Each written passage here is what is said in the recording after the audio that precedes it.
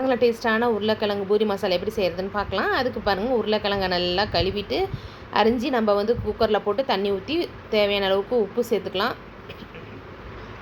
பாருங்கள், உப்பு சேர்த்தாச்சு. இப்போ நம்ம குக்கரை மூடிட்டு ஒரு 2 விசில் இல்லைனா 3 விசில் விட்டுக்கலாம்.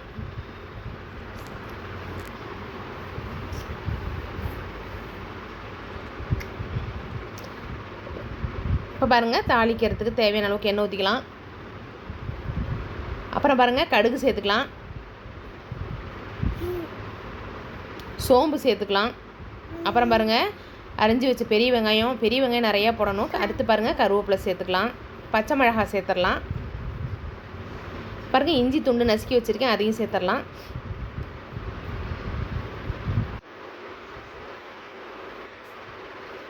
வெங்காயத்தை வதக்கிடுவோம்.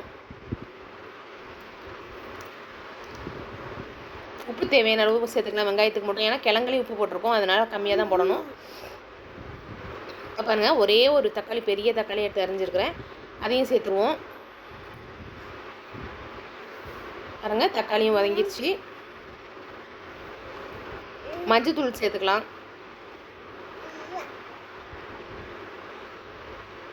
அடுத்து பாருங்கள், கடலை மாவு ஒரு 3 ஸ்பூன் இருக்கும். அதில் வந்து தண்ணி ஊற்றிக்கலாம், நம்ம கட்டி இல்லாமல் கரைச்சிக்கலாம்.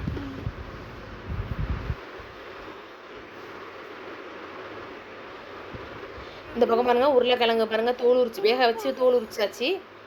அதையும் நம்ம 1 2 ஊற்றி விட்டுறலாம்.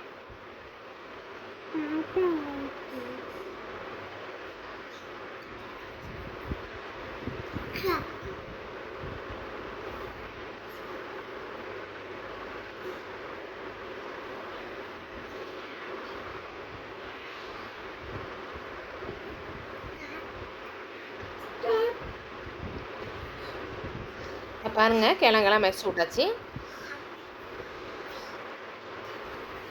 கிழங்கும் நல்லா நிரப்பமாக போடணும், ரொம்ப நைஸில் அப்படியே மாவு மாதிரி செஞ்சிடக்கூடாது. 1 2 கிழங்கு இப்போ இருக்கணும், அப்போ தான் பார்க்கறதுக்கு நல்லா டேஸ்ட்டாகும். பாருங்கள், கிழங்க சேர்த்தாச்சு. கொஞ்சமாக தண்ணி சேர்த்துக்கலாம். அப்புறம் பாருங்கள், இந்த பக்கம் கரைச்சி வச்ச கடலை மாவு சேர்த்துக்கலாம். நம்ம நல்லா கொதிக்க விடுவோம், அப்படியே கொஞ்சம் திக்கான பதத்துக்கு வர்ற வரைக்கும் கொதிக்க விடுவோம்.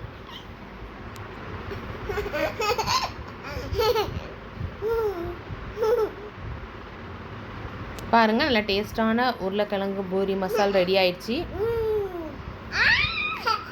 ஈஸியாகவும் செஞ்சிடலாம். பாருங்கள், பூரியோட டேஸ்ட் பண்ணால் செம்மையாக இருக்கும். பிடிச்சிருந்தா லைக் பண்ணுங்கள், ஷேர் பண்ணுங்கள், கமெண்ட் பண்ணுங்கள், மறக்காமல் சப்ஸ்கிரைப் பண்ணுங்கள். தேங்க்ஸ் ஃபார் வாட்சிங் this video. Bye bye friends.